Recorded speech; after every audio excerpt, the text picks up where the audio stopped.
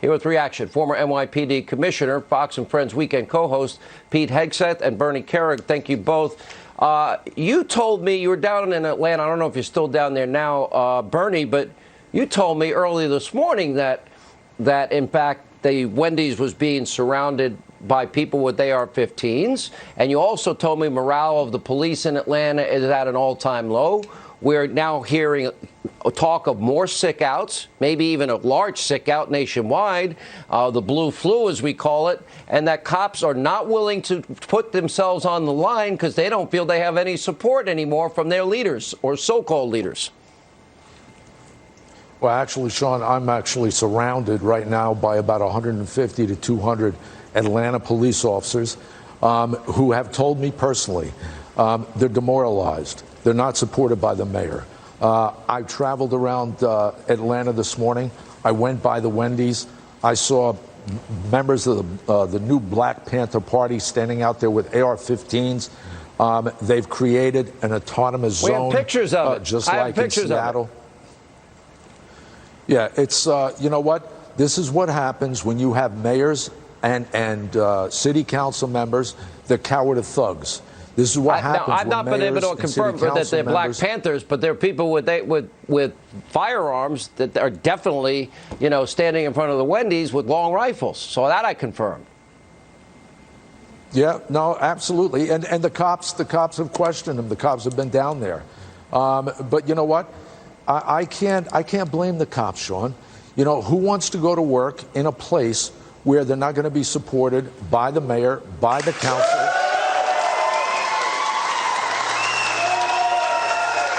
So, you know, at the end of the day, Sean, you know what? This is what's happening in Baltimore, in Chicago, in New York City. You have mayors, governors that's not supporting their men and women, and you have lawlessness in the street, and it's only going to continue, and it's going to get worse. And where's it going to get worse? In the hardest hit communities. Bernie, you know my mom was a prison guard. We've talked a lot about it. You know my dad was a family corporation guy. You know that so many cops were in my family. 2 guys were deity. They were in the FBI. Will you please say to the 99% of those good cops that put their lives on the line every day, that are willing to go and protect and serve their communities, like we saw on that ball field, like we saw on 9/11, we saw you out there in the middle of it. Will you please tell them Sean Hannity and the 99% of America thanks them for what they do? You can tell them now. Sean, and this comes from Sean Hannity, 99.9% of all of you, you know, you may have one bad apple in the group, but he loves you, he supports you, he's there for you, and so is the rest of America. And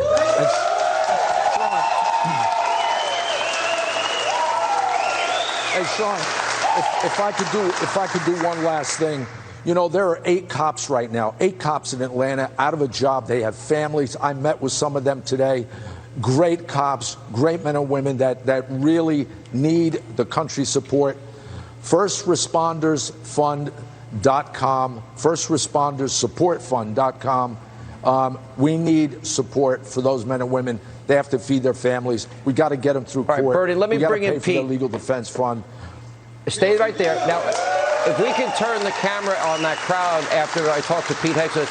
And Pete, by the way, that goes to somebody like you, and you're a friend, and the good people that protect and serve abroad.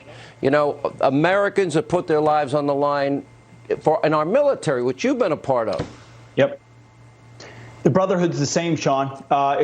It's not completely the same, military and law enforcement, but if you don't have the support of your leadership to go do the most dangerous things anyone would ask you to do, why are you doing it? I understand why cops want to step back right now, but that badge symbolizes honor. Just like the logo on the side of our Humvees in Iraq, when the enemy saw that logo, or criminals see that logo, and they know what it stands for, and they know that you mean law and order, they respect that, and the community is safer because of it. You take that away, you handcuff guys, and ultimately not only does the battlefield or the community of criminals become more dangerous, but the lives of those who signed up to protect it are put on the line. What we're doing to our law enforcement is absolutely criminal. And God bless Bernie Kerik and those cops down there in Atlanta.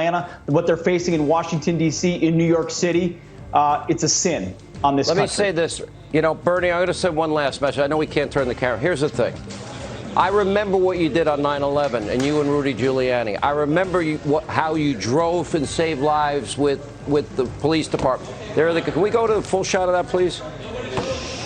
Will you please tell those guys? Quiet, guys. They deserve the support of the politicians. They have the support of the American people.